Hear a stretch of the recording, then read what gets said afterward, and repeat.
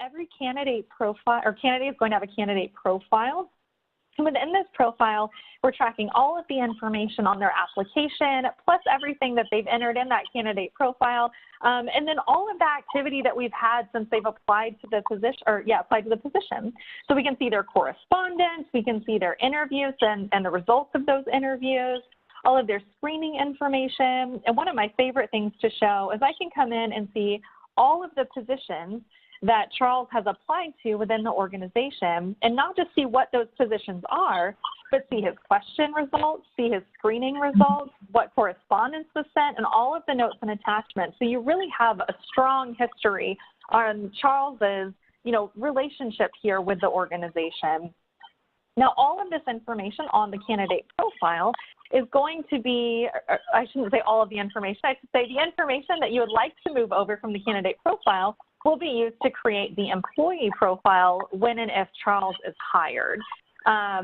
So you're not going to have to create that employee profile from scratch. We're going to take all of this information that we've gathered about Charles and move it over once he becomes an employee within the organization.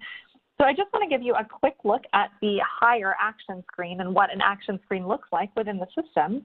So I'm going to move him to the hire step within the applicant tracking process.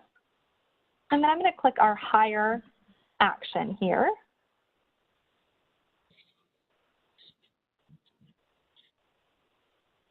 And I'm not going to go through every field here. It's a pretty large personal action screen, but there's a couple things I would like to point out.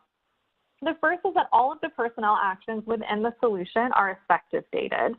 So, of course, it could be today's date. We can also future date changes. We can also do retroactive changes from here as well. All of the personnel actions and every change that you do within the solution is tracked in the full audit log. So it's going to track the effective date, what the change is, what user made the change, the date and time that they made the change.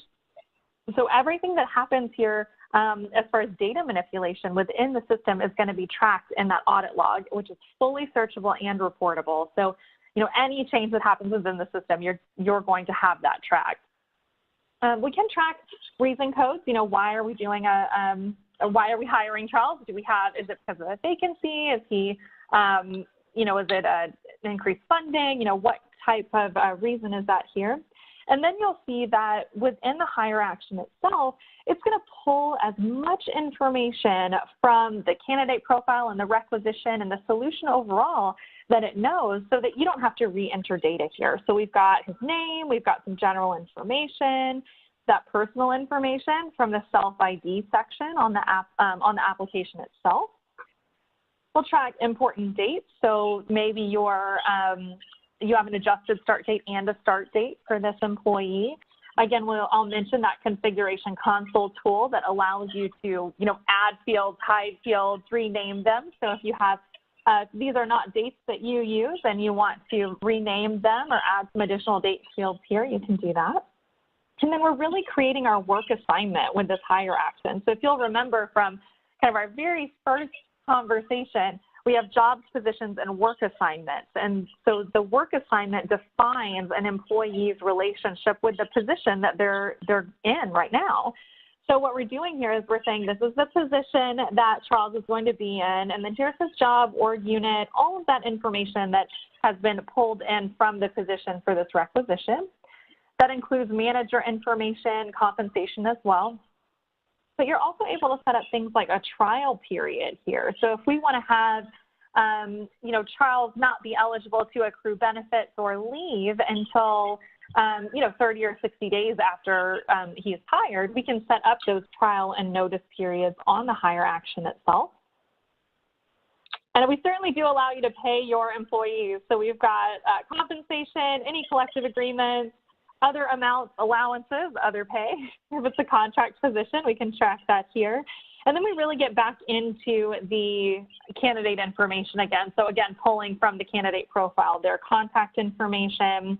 And then the last few things I'll mention here, we can create a benefit enrollment event around this hire action. Now, for the most part, our benefits enrollment is a lot of times based on eligibility groups. So meaning as soon as Charles is hired and moves into a group that is eligible for benefits, he'll be able to enroll for benefits. But we can create a separate enrollment event here. Maybe we have a new hire event, and we can set an event date for when Charles is going to be eligible to apply, to select his benefits. And then lastly, you can include on every personnel action screen within the system any number of attachments or any length of comments that you would like for this action itself.